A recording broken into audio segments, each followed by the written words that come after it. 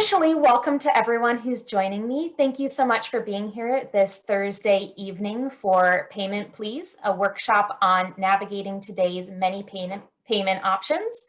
My name is Hannah Alday. I am a nutrition educator and part of the local foods team at Cornell Cooperative Extension of Jefferson County. And we're so excited to be talking to you tonight about some of the different payment options that are available to you. So before we get started, just a few housekeeping notes. Again, we will be recording this, so you will be able to access this after the event if there's parts that you'd like to go back and resume and rewatch. I will make the slides available upon request, and I'll make sure you all have my contact information at the end if you do not have it already. And so the goals of today is I hope to be able to provide you an overview of all the potential payment options you could offer to customers that could expand your business model. And so just a note, this isn't a one-size-fits-all solution, so I will be covering a lot of different options, and we'll be talking about the pros and cons of each and a little bit about how you can determine whether it will be a good fit. At CCE Jefferson, we are always available to answer any additional questions you might have, so please let this be the start of a conversation and feel free to reach out to us at any time. So since we have a lot to cover today, let's go ahead and jump in. So I'd like to start us off by having everyone take a moment to just start and think about who are your customers. So do you have customers that you see regularly? Are there others that you see every once in a while, but you can always anticipate when they're going to come? Do you see mostly families? Individuals, older adults? Does it really vary depending on if you are at a farmer's market versus your farm stand versus your CSA?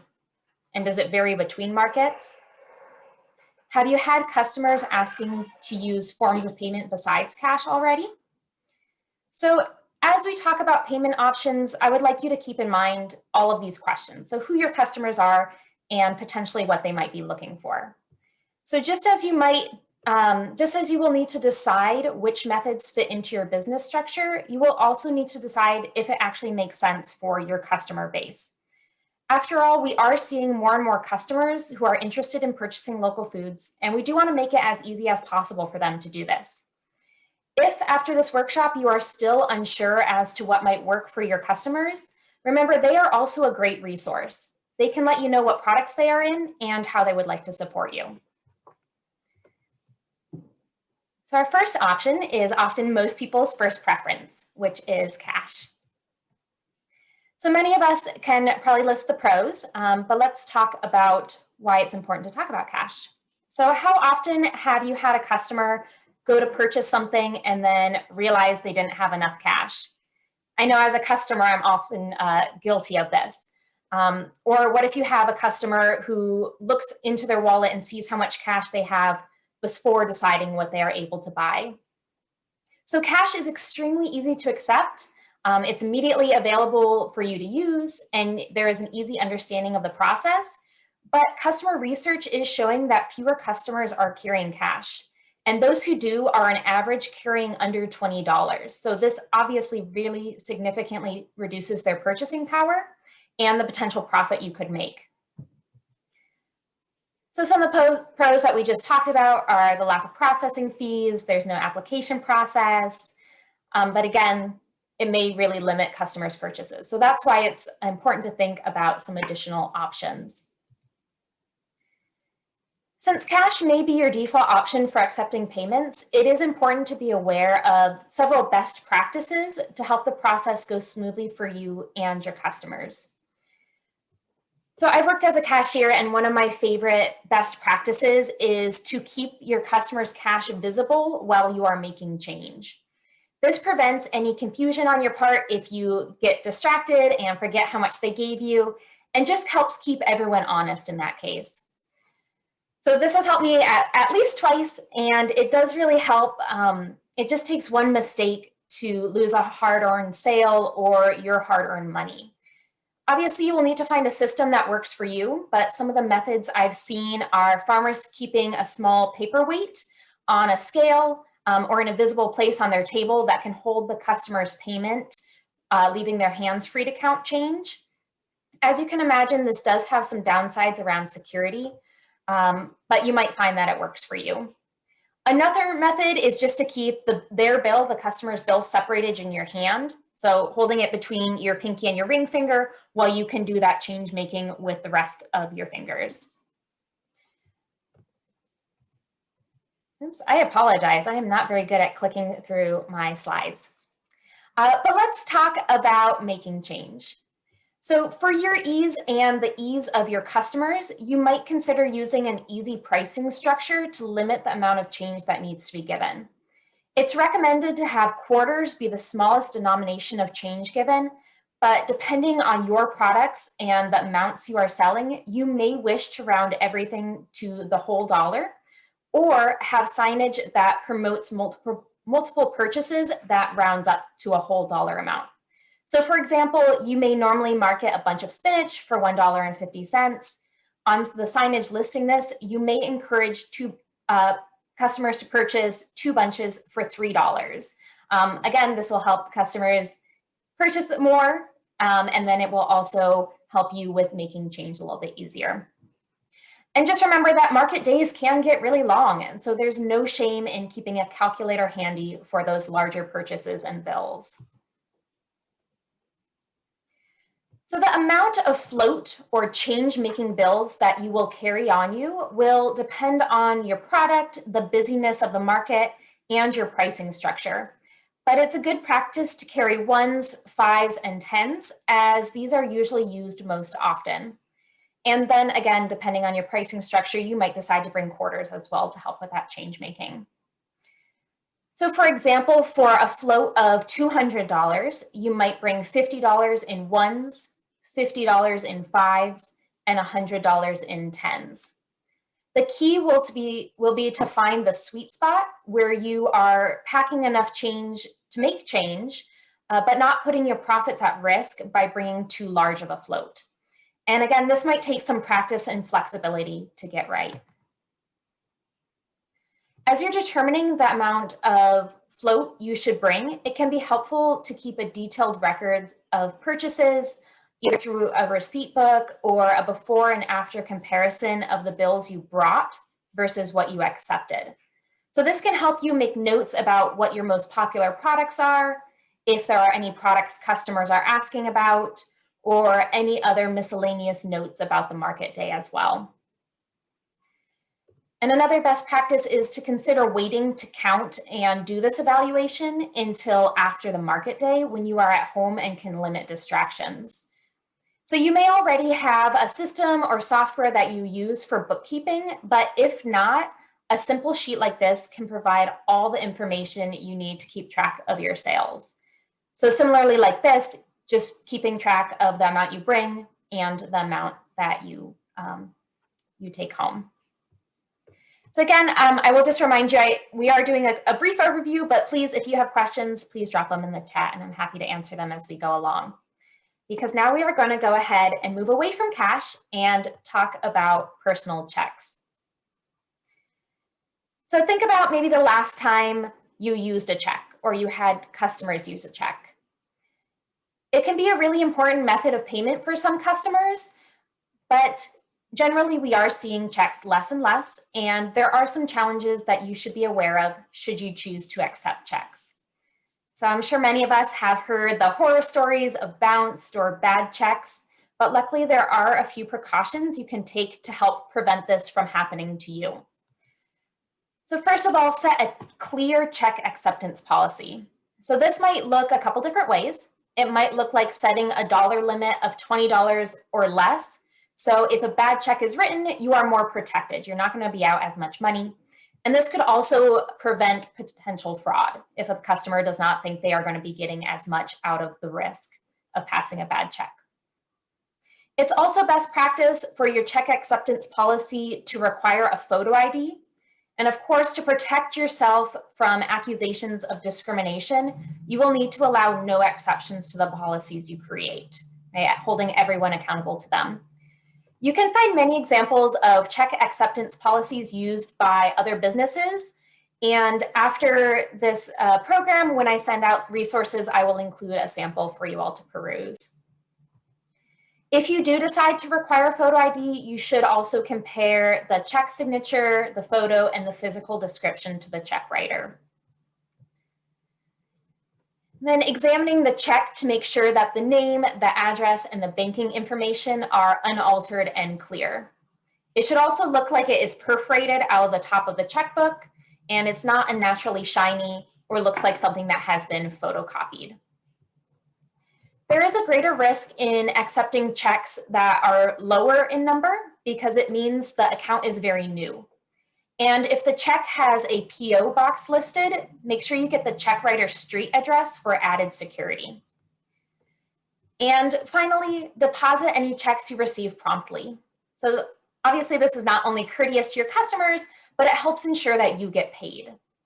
So here's an example of an acceptable check.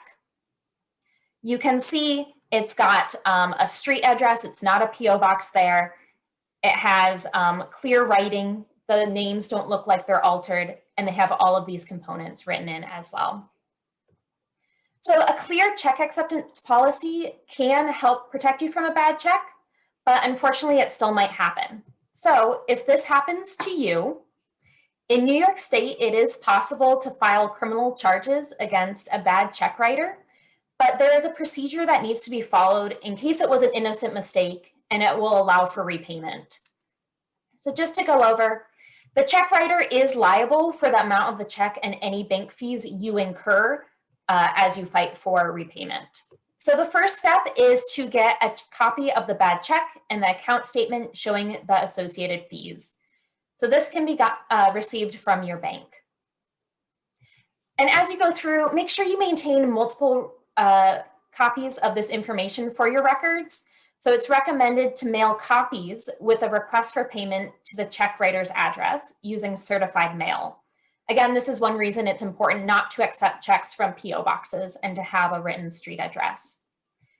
And then before pursuing additional action, there is a different wait period depending on the county that you live in. So you will need to call the district attorney's office to understand what that time period looks like. And at that point, you might also ask them if there's any additional documentation they will need. They will likely recommend that you initiate a dispute with the bank. So be sure you keep copies of this dispute paperwork as well. Again, copies are going to be your best friend with all of these payment methods we will be talking about tonight.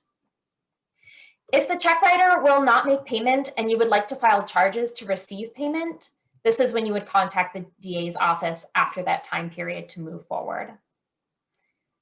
And again, you will have copies of the slides, so don't feel like you need to memorize what happens if you get a bad check right now.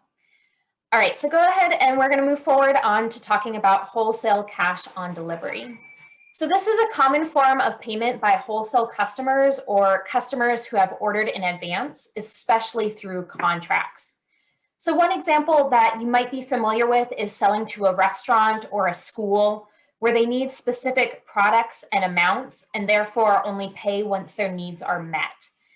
So there are a couple considerations to remember if you decide to enter into a contract or participate in an arrangement like this.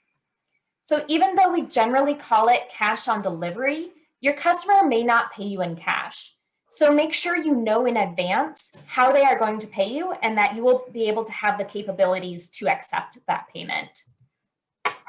And contracts will be very important, especially if it's a new relationship and you are providing a large quantity or an expensive product. The contract should clearly lay out all the expectations so the buyer is on the same page as you. This would include things like the date of delivery, the quantity, the payment method, the quality required, what grade they need of the produce, the payment cycle, and anything else you or the buyer believes is important. Again, communication is going to be a great friend in this. So with standard invoicing, business-to-business payment usually occurs around 30 days. However, depending on the order date and delivery date, when you're using cash on delivery, one benefit is that you might receive payment faster than this. But be aware that schools and other institutions often have a payment cycle of 30 to 90 days or even longer. So make sure you clarify up front with your customer what billing and payment will look like to ensure that you are not caught in a cash flow issue. So one more consideration is the potential for delivery refusal by your customer. So this could be due to a lack of ability on their part to pay, or if there is a dispute over contract adherence, such as quantity or quality. Without a contract, there is not much legal recourse for you, and you will need to quickly find a new buyer before your product is lost. With a contract, you have the option to sue. However, this can be expensive and time-consuming, so entering into a contract that is fully laid out with a buyer you trust or have strong communication with is always very important. Cash on delivery can be a good payment option for slow-paying customers who would normally invoice you. So instead of declining their orders because they are usually so late for paying you, you can require them to pay on delivery. Again, make sure that you have a contract in place for large quantities or with tardy customers. Hey, so now let's move on to credit and debit, because these are one of the fastest increasing methods of payment. It's increasing at a rate of 8.9%. And as brick and mortar banking changes and moves a lot more to internet and online banking, this doesn't seem to be a trend that's going away. So it's an important method of payment to be aware of. So this is a graph from the Federal Reserve, and it shows the growth in card payments. A limited study by the US Bank shows that the majority of respondents carry cash less than half of the time when they go out, decreasing the likelihood that unprepared customers will be able to make spur-of-the-moment purchases. And if they do, they will be limited in the amount that they can purchase. Because as I mentioned before, almost 50% of those who carry cash carry $20 or less. So research has also seen a trend where customers purchasing with cards do have higher overall purchases. So it could increase your profit from a smaller amount of customers. But let's talk about the pros and cons of accepting non-cash payments. So some of the pros, again, 89% of customers do say they prefer using cards. You have a greater possibility to upsell to customers as they won't be limited by a smaller amount of cash. There are going to be strategies to mitigate transaction costs, which I will talk about more in depth later, but I know that this is sometimes one of the greatest barriers to accepting credit and debit payments. And now simple POS devices are much more common. You can find Bluetooth ones that just attach to your phone or smaller, simpler devices. And then finally, when someone pays in credit and debit, the funds are going to be immediately available to you for use. However, there are some considerations we need to be aware of when deciding whether this is a payment method that is going to work with your business structure and your customer base. So there are transaction fees that generally cost about 2.6% of the transaction plus 10%. And again, we'll talk more about those in just a moment. It can lead to some additional bookkeeping, especially if you are new to accepting cash payment or card payments. This can mean new software to use and to keep track of. So if you would like to accept card payments, the first step is to look around at the different options. Some transaction service providers charge a flat rate for their software, while others will charge a transaction fee, like that percentage that we show on the screen. You may also want to look into what equipment is required and how complex the software is. Once you've decided whether accepting credit and debit transactions will expand your revenue, it will be helpful to determine whether you will need to require a minimum purchase or pass those processing fees off to your customer. So this is one of those mitigation strategies that I mentioned just before. So remember, this is a part of your business structure and it can be adjusted at a later point. Just be aware that it could affect your customers in different ways. And again, the available revenue from credit and debit cards can only be gained if it's possible for you to use the software. Unfortunately, if you get a software that is too complex or is prone to outages, you might end up turning customers away and losing those sales now and in the future. But we'll talk about some different options for that in just a moment.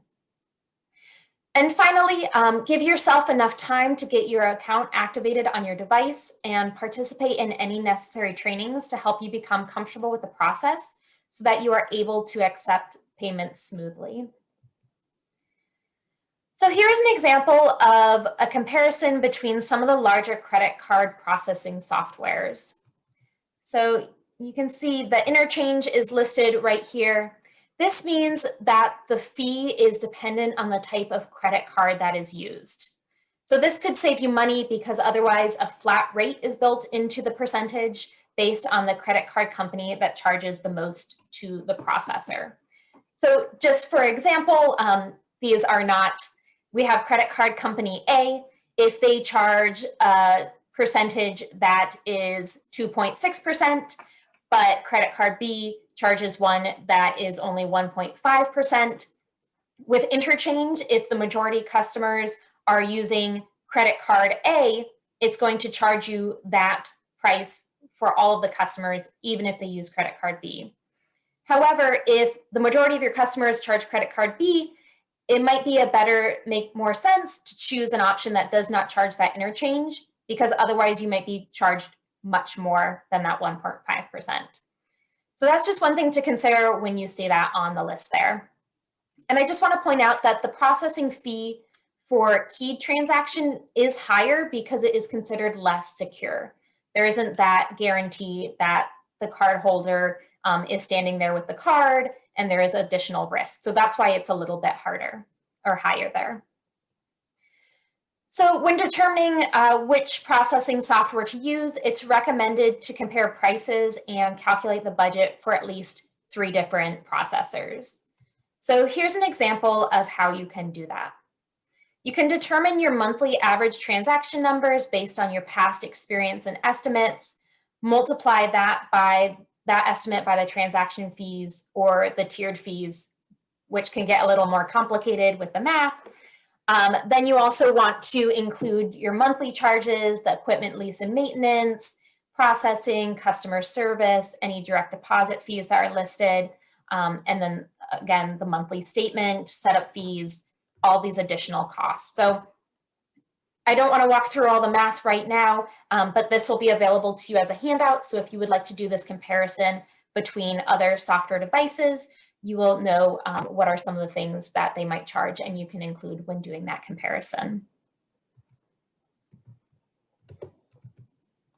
So I do want to talk about more about one of the greatest challenges to accepting credit and debit payment, which again are those additional processing fees. So again, it depends on your software, but they're generally about 2.6 to 2.8% of the sale plus 10 cents. And again, there are a monthly flat rate fee services as well.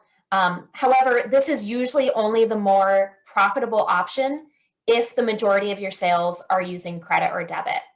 If the majority of your sales are still cash or another option, using the 2.6% method is going to be more cost effective in general.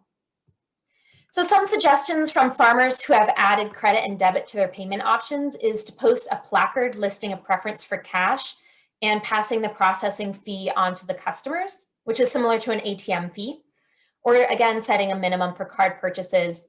$10 is usually the common amount here. Again, this is something that you can play around with based on what you are selling and what works best for your customers. I would just caution to try and avoid being too restrictive about accepting card payments, because as I mentioned before, people tend to spend more money paying with cards than with cash, and wanting to encourage that convenience will continue to bring customers back to you. As you start to accept electronic payments, you may feel challenged to keep up with the organization of the payments and the new bookkeeping that accompanies it. The good news is that many of the available softwares offer a greater level of detail than simply cash transactions.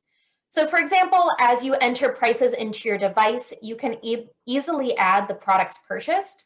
So instead of a simple cash flow difference, you can break down a $20 purchase into the items purchased. So this not only helps with bookkeeping, but can also help you with season planning and examining which crops are most popular. There are also a lot of resources available now to help with bookkeeping, such as tracking logs and worksheets. And if you decide to go this route and would like some additional resources, please feel free to reach out to us at CCE Jefferson. So does anyone have a passion for learning new software? Because if you do, you could probably make a lot of money talking to people about this and setting up their software. Because for many of us, learning new software can be very tedious and take valuable time away from other pursuits. So one consideration when determining which software to use for credit or debit transactions is going to be the user-friendly ratings. Also, a lot of software out there have training guides and technical support that are available at any time who can walk you through setup and troubleshooting. So choosing a user-friendly software is key to being able to make credit and debit transactions a profitable part of your business. So one place that you might find customers using credit and debit card payments more often are going to be online marketplaces or e-commerce sites. So at its most basic, an online payment occurs through a digital shopping cart and then delivery occurs. But I just want to know that this ordering could happen online and the payment could happen offline when you deliver your goods. So if you've decided that expanding to an e-commerce is a valuable strategy for expanding your business model, again, by thinking about what your customers are looking for, thinking about who you are trying to reach, and thinking about what customers are asking you for, the first step would be to figure out what form of payment your customers are currently using so you can tailor your site for their convenience and yours. So this would be, for example, what type of credit card are they using? Are they using digital checks? Are they using debit cards? This will again help you choose which software to use. If you are currently using an electronic point of sale device to accept credit or debit payments, this device will often keep records of the types of payments being used. And so you can help use that information to help you determine your software for this next step.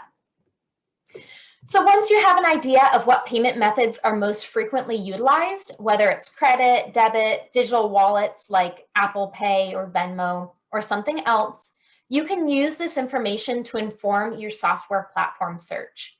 So there are software platforms built specifically for farms, or you might decide to use software a little more common, again, like Venmo or even Facebook Pay, where delivery of goods occurs upon payment confirmation. So as you can see, there are a lot of different options depending on what your sales model is. So this is what I just pulled up here. You will have access to this as well in the handouts that I send out after. Again, I don't want to go too in-depth into this right now. It's going to be very personalized depending on your preferences and your farm business. But feel free to ask any questions after the workshop or contact me later if you want to learn more about making e-commerce work for your farm. So a few considerations when determining if e-commerce is going to be a good fit for you. So in addition to choosing a platform that can accept the forms of payment most frequently used by your customers, you may also want to, again, consider user ratings and reviews to determine the software's usability. Are you going to be able to customize the web page the way you might need to? Are you going to be able to easily post your product and control sales? Especially during e-commerce where you might have updates frequently, you want to be able to choose a platform that will allow you to use it with ease. And price comparison is between the basic software is important, but you will also want to consider the cost of additional payment type subscriptions. So for example, you may choose a platform based on the cost of accepting debit cards, but if you choose later to add another method of payment, there may be a large difference in additional subscription costs. So it's key to plan for these upfront, or at least have an awareness of what the price differences will be if you decide to add another payment option. So this relates to feature availability. So thinking about, will you be able to add payment subscriptions to accept multiple types of online payments? Credit, debit, digital wallet that we mentioned. You might also want to think if and ask if you will be able to add product subscriptions for CSA shares or other frequently purchased products. It may be hard to determine exactly what you need in a software at the outset, but shopping around and comparing various e-commerce sites will help you get an idea of what features you might need and which ones you don't, which is just as important to not clutter up your site and overwhelm you with things that aren't needed. So as we mentioned before, software can require a learning curve. It might be steeper for some of us than others. So just being aware that what your troubleshooting needs might be. So looking into what kind of support is offered and also how quickly that support is available. A down site can be the difference between a sale and losing a new customer who is visiting your page for the first time. So having a responsive team on the support team of the software can help make your life easier, especially if troubleshooting software is not your favorite thing to do. And finally, 45% of customers who use credit cards as their primary method of online payments keep the credit card information stored in the merchant site. So even if a security breach occurs and is the fault of the software, 43% of customers feel that it is the fault of the merchant or feel that it's at your fault, which could lead to them not using your e-commerce site or purchasing from you anymore. So thinking about the reputation and the security features of the software is going to be an important thing to also consider when looking at an e-commerce platform. Moving right along to gift certificates versus gift cards. So a study showed that when customers were redeeming a gift card, 25% of them purchased an item they had not planned to spend money on, and 8% bought a more expensive version of an item that they already planned to buy, and 3% purchased an item from a store they don't normally shop at for such an item. So with gift cards, you could potentially be increasing the amount of the sale and also increasing your customer base. So our gift certificates, they are going to be easier to fill out and redeem, but they are more open to fraud and must be kept secure. So these are often, we might think of them as paper coupons, which would be easier to create at home. However, again, they are more susceptible to fraud. Whereas gift cards, in addition to increasing your customer base as well as your customer purchases, with our gift cards and gift certificates, our cards are going to be more secure. They can look more professional, so depending on who you're marketing to, this might be a draw. However, there is an additional activation step, so you have to work with a gift card processor instead of being able to just print them at home.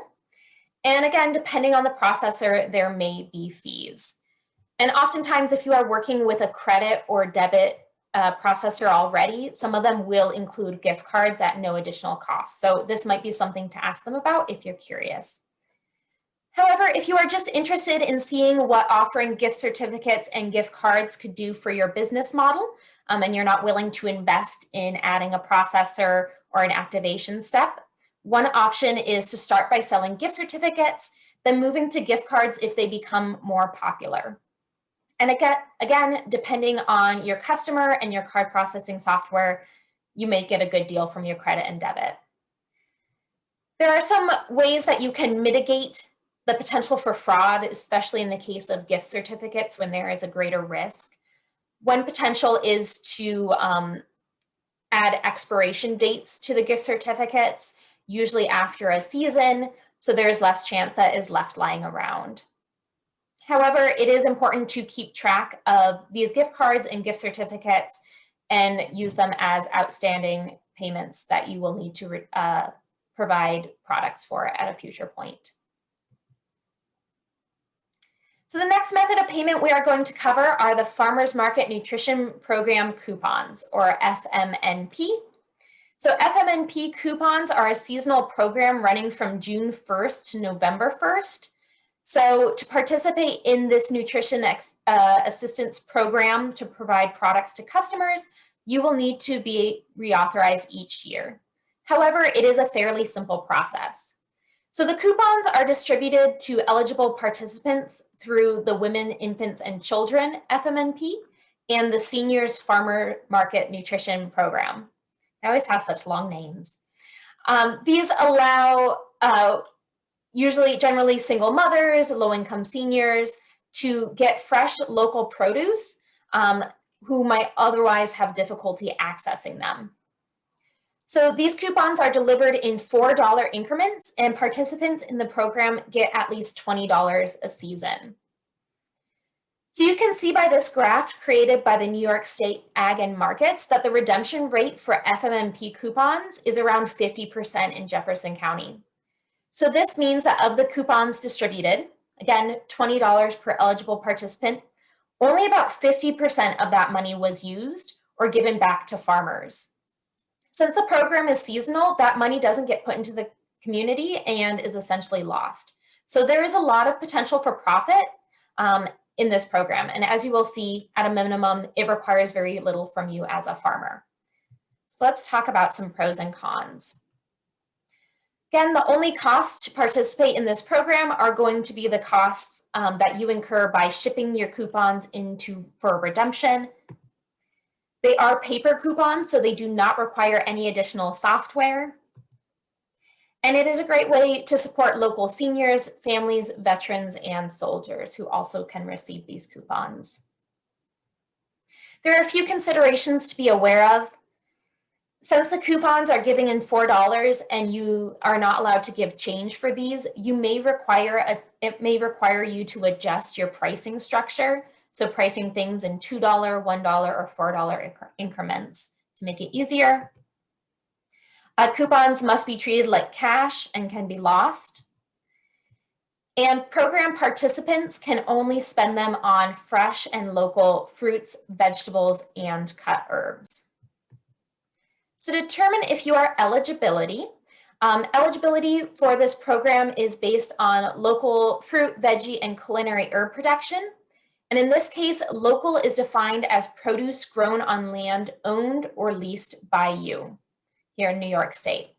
So just a quick note about the culinary herbs. These must be cut herbs. So we'll talk about the Supplemental Nutrition Assistance Program in a little bit, where you can purchase herbs, potted herbs. In this case, they must be cut herbs. So the bona fide farmer eligibility and application is mostly for farmers who sell at market and not at a farm stand. If you are a farmer who sells at a farm stand, you will need to fill out a market application. And we're going to talk about the applications in just a moment. But I just want to note, if you are having difficulty determining which category you fall into, we are happy to help you work through it. So let's start talking about the application process, and it may become a little more clear if you are on the fence about it. Let me grab some water.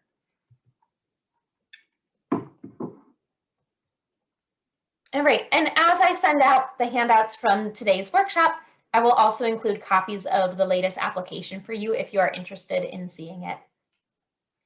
So depending on how you are applying, if you are applying as a bona fide farmer who sells mostly at markets and not at farm stands, or as a farm stand or market, the application varies slightly, but both require a participation agreement that shows where Fmnp customers will be able to redeem checks, your proof of eligibility, and whether that is a crop plan or a vendor list, depending on which form you are applying for. You will also have to show proof of training or indicate your training status. So this training can be done by watching a 45-minute pre-recorded webinar, a live webinar, or a one-on-one training over the phone. I do recommend completing the training prior to applying, because it will help you understand the process and it will help streamline the approval of your application, as you will be able to say you've already completed the training. Once your application has been approved, you will receive an authorization package, and note you cannot receive Fmnp coupons until this package is received. So we recommend applying as soon as the application opens. For farmers, this is on March 30th, and though there is no closing date to this application, Since you can't accept coupons before being authorized, you could be missing out on revenue if you wait to apply until too late in the season. For farmers markets and farm stands, the application opens on March 1st. And if you would like to be listed in the online database to help with your marketing goals, the application must be submitted by March 30th as listed there.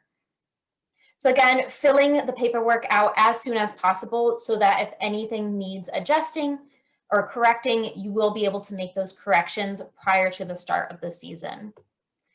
If you have previously applied and been authorized for FMNP, you will have the same unique identification number that will come in your authorization package, but everyone does need to be reauthorized every year. Again, part of this authorization package is your stamp pad with your unique ID. I'll show you an example of the check in just a moment. And you also have some signage that you will need to display. So just being aware of the regulations surrounding this program. So whenever you are accepting FMNP coupons, you must have the current year sign posted and visible. So this is an example up in the top right there. This will be sent to you as part of your authorization package, and you can request more as needed. And it does change year to year, so making sure that you're using the correct and updated year signage. And again, when selling, you cannot give change, but if their coupon is more than their purchase, you could encourage them to add additional products, or again, pricing your goods to make it easier for customers to decide on products. So this might be bundling goods or offering smaller bags of products that sell for $4 or $2 to encourage them to use the full use of that check. Customers can combine checks for larger purchases and combine them with other payment methods. It is a best practice to stamp the customer's checks so they cannot be taken and used again. So here's an example of the check, and this is where your stamp would go. Again, they should be treated like cash. So this is last year's check. Again, they do change them every year, and so they do look different. But when I talk about redemption, it's important that everyone redeems all their checks annually so that you don't lose income, because again, they will be able to tell year to year what check it comes from or what year the check comes from. And just a note about the stamp, you can see it has a little seal and a logo there. That does need to be clear for them to be able to accept it during the redemption process. If at any point your stamp is damaged or lost, you can contact Ag and Markets for a replacement. And just my last point about administering this as a farmer, once you are accepted, the program does end on November 30th, and you must stop accepting FMNP coupons at that time and mail any outstanding checks in for redemption. So when it comes to redemption, you can mail them as frequently as you like. They just need to be postmarked by December 15th in order to be reimbursed. So I know this is a lot of information now. I want to just give you an overview, but when you get your authorization package and go through the training, if you are interested in this payment method, all the details will be there as well. So just a couple considerations about redeeming your checks. It is recommended to track your package. As your checks are like cash, it may affect how frequently you redeem your coupons, depending on the level of cash flow you need and depending on whether you want to pay the additional costs to track your certified mail. And just note, the reimbursement may take several weeks, especially towards the end of the season when a lot of farmers may be sending in their checks for redemption. So just be sure to factor this into your business plan. So during the redemption process, in addition to your stamped checks, you will need to include a completed coupon redemption form.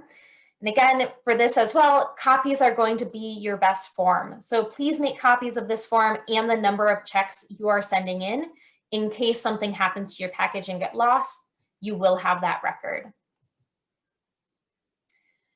So similar to the FMNP coupons are these Fresh Connect checks. So they are eligible to be used on similar products. These are given out primarily to veterans, service members, and their families. So to accept Fresh Connect checks, you may have seen them before. You do not need to apply to accept them.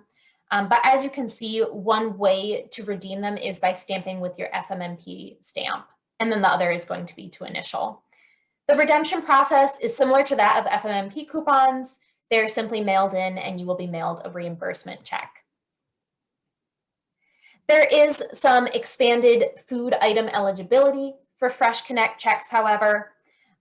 These are things like eggs, pasta, honey, maple syrup, dairy products, baked goods, breads and cereals, produce, meats, fish and poultry, whole bean and ground coffee. And then here you can also purchase seeds and plants that will produce foods. So it doesn't need to be those cut herbs like it does for Fmnp coupons. And I just wanted to read out those eligibility lists because these are the same foods that will be eligible for purchase with our next payment option, which is going to be the Supplemental Nutrition Assistance Program, or SNAP. So this is a program, you may have heard more about it in this past year with the ongoing pandemic, but it provides support and relief to over 3 million New Yorkers and 38 million Americans every year. So last year 2 years ago now, in 2019, New Yorkers received $4.3 billion in SNAP dollars. And it's anticipated, they don't have the numbers for 2020, but it's anticipated that it was a much larger number. So eligibility to participate in this program as an individual, as a family, is based on income level and household size. This also determines the amount of the monthly benefit that you can receive. So due to COVID, this monthly benefit has been maxed out for participants, and many more families are now utilizing SNAP.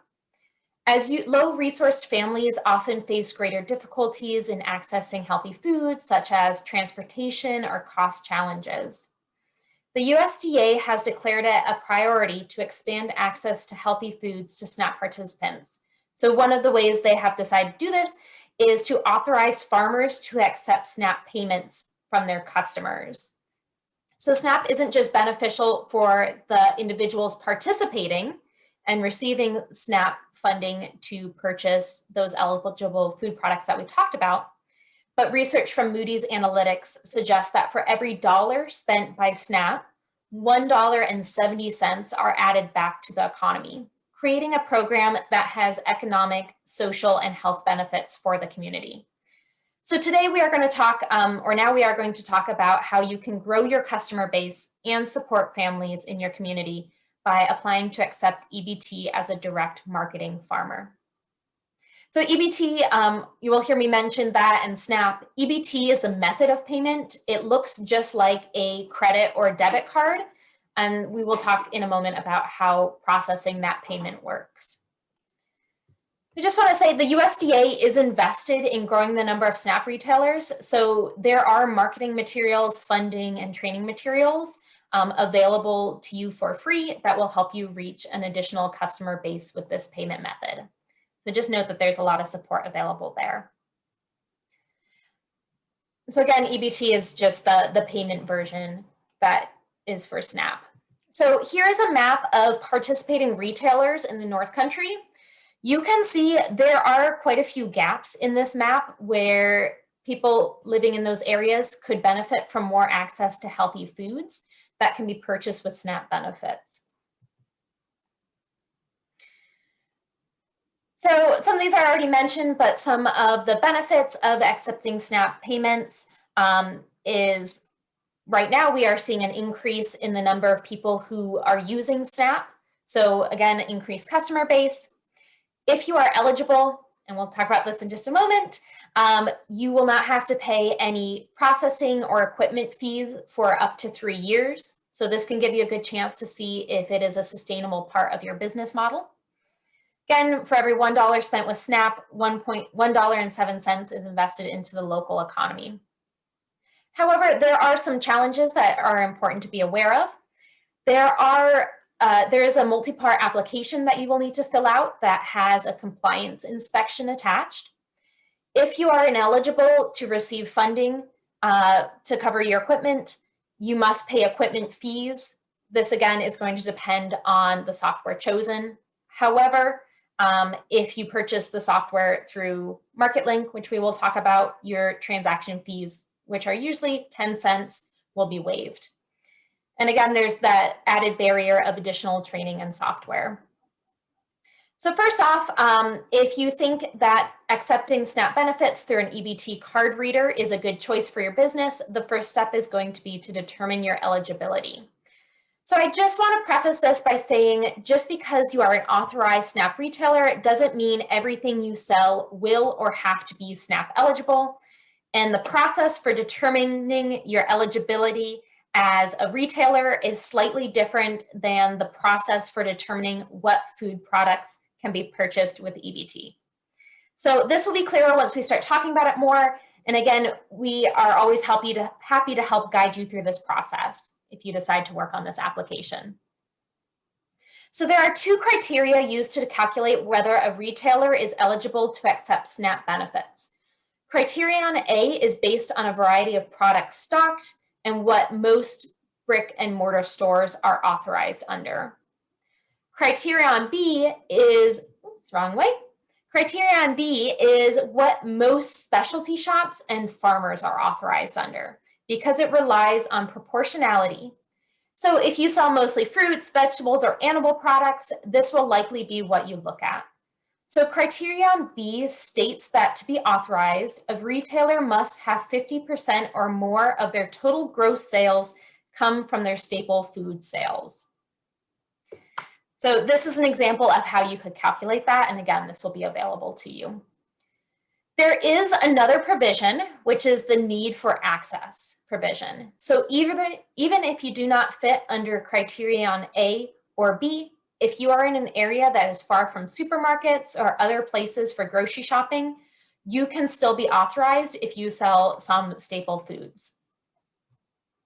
So this can be helpful if you are selling a lot of non-food sales or things like that. So what do we talk about when I say staple foods? So staple foods are foods which are eligible to be purchased with SNAP benefits, as well as those that are used to determine a retailer's eligibility to be authorized. Basically, staple foods are exactly what they sound like, foods that make up a significant portion of a person's diet. So the general categories there are breads and cereals, fruits and vegetables, meat, poultry and fish, and dairy products. So just note, this does not include prepared foods or foods that are intended for consumption somewhere other than home. So think takeout. Accessory foods is another term you might hear. So these do not count towards the staple food requirements.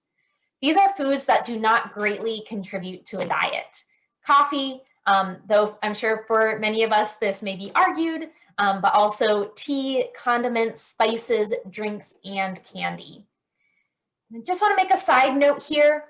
Even though some accessory foods do not count towards your eligibility, they might be eligible for purchase with SNAP benefits once you are authorized. So that's something to keep in mind if you have a wide variety of foods sold.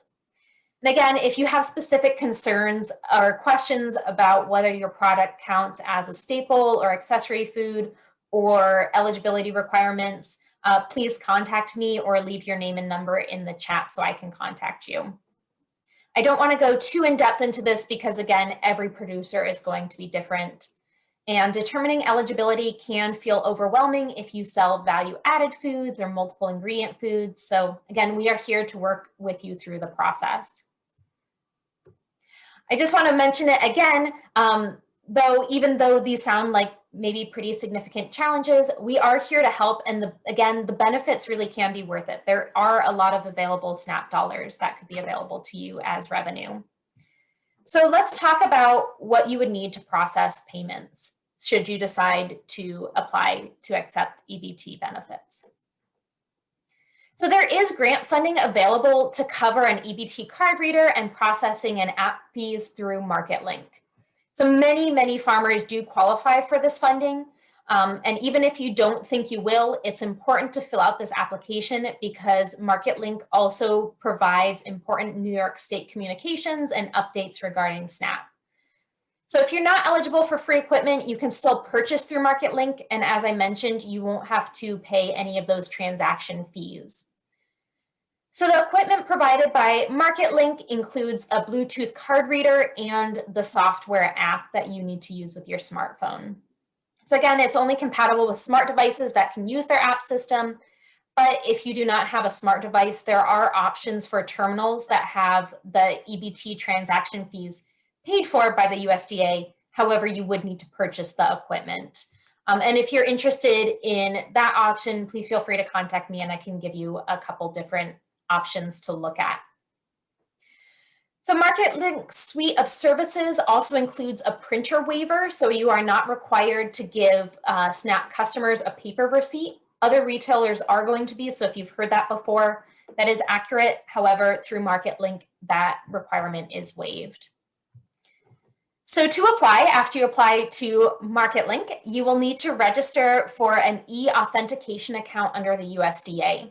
So this part of the process is fairly straightforward, but if you experience glitches or get stuck on creating the password, as has happened to some of us here, please reach out to us and we can help you troubleshoot, especially as I have gone through this process. Once you register, you will receive an email prompting you to confirm your account.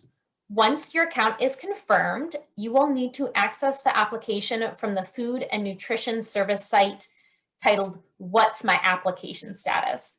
You can find this link by Googling that title, or it will be in the handout you will receive electronically.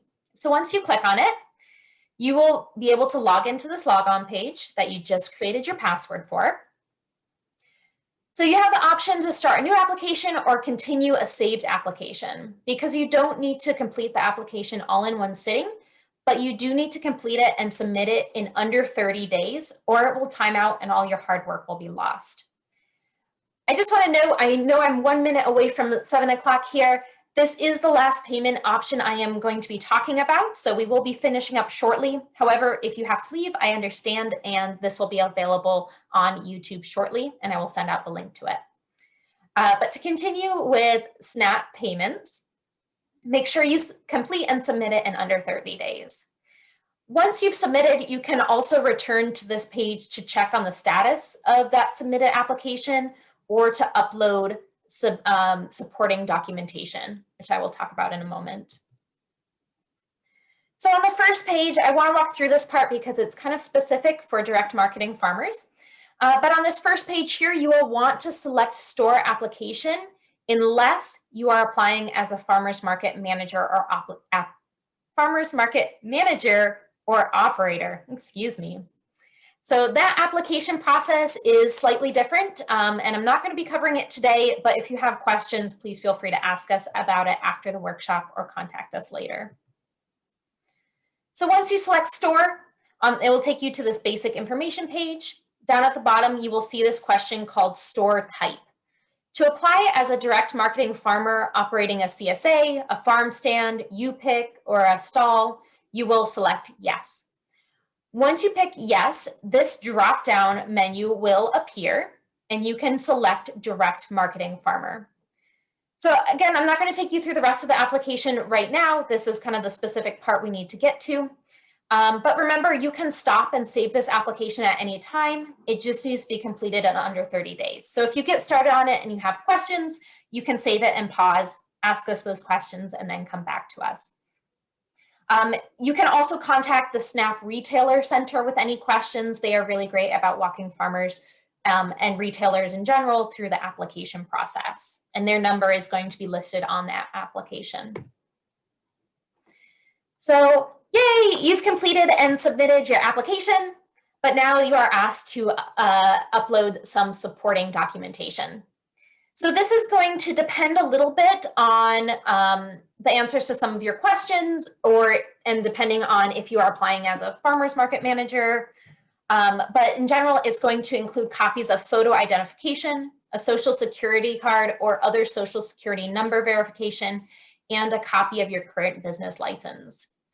And again, depending on your product as well, you might be asked to submit additional information. So once you upload, be sure to submit the documents and the overall application if needed. Once you submit, you will hear back within 45 days, and a site visit will also be required to ensure compliance. So at this stage, that's really helpful to continue to log in and check what stage of the process your application is in, just to make sure it was received and you did not accidentally forget to submit the documentation. So then once you've been approved to start accepting EBT, there are just a few more steps before you can start accepting payments from your new customer base. First, once you've received your identification number from the Food and Nutrition Service, you can finish up your Market Link application to receive any equipment or processing fee reimbursement that you may qualify for. If you do not qualify, now is the time to purchase your point of sale device or POS device and any necessary software.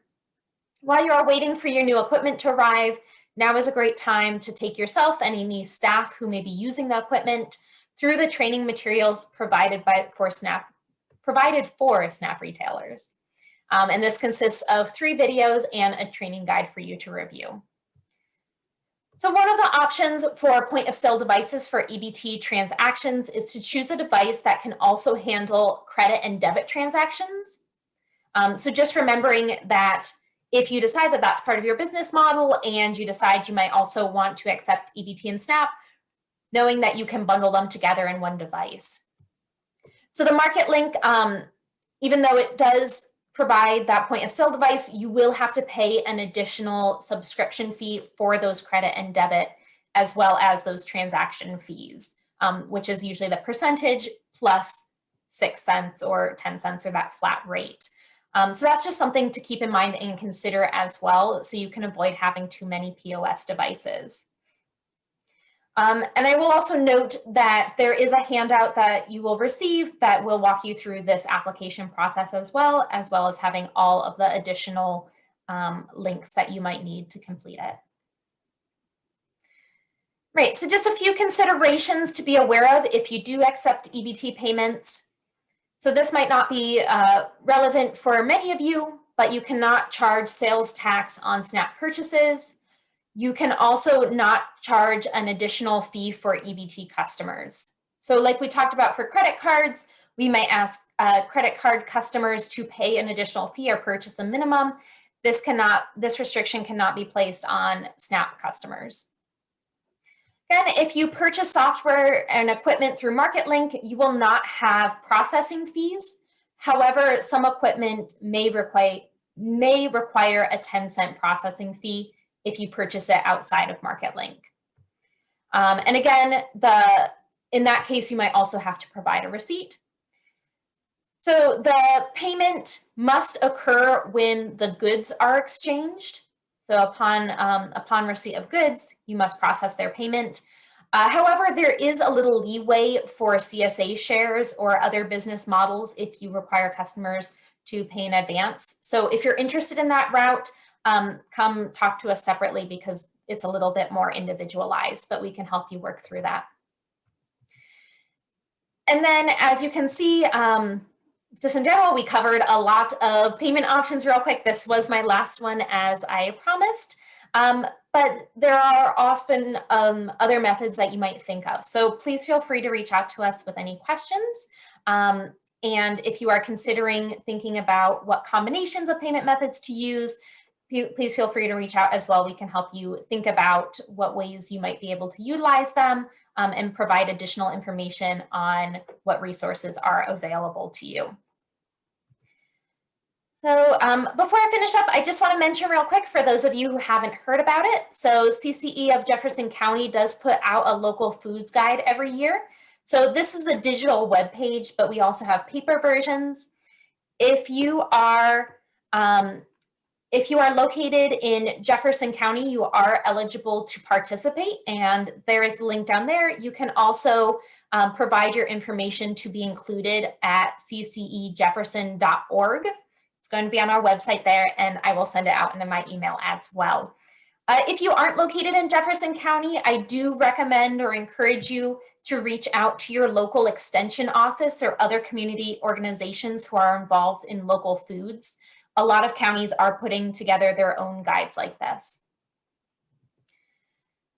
And then I also wanted to share with you a couple other events we have coming up. So these are focused more on the farming side of things, but we have a beginning hay and pasture school as well as an advanced hay and pasture school coming up in March.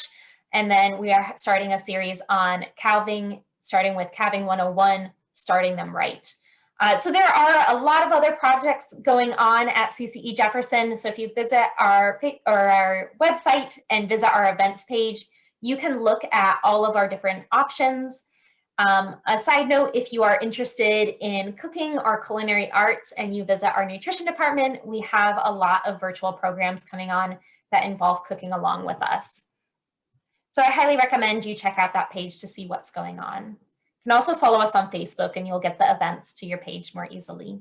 So I want to conclude with my contact information. I'm actually very happy that I only went 8 minutes over today. So I want to thank you all for sticking with me and joining with me today. So before I move on to answer any questions, I did want to make sure that I passed along my contact information for those of you who may need to leave. Again, I will be sending out additional resources, links to this, this YouTube video once I upload it, so you can go back and watch this recording later on. Again, thank you so much for joining with me today. I will now take any questions via chat or if you'd like to unmute yourself.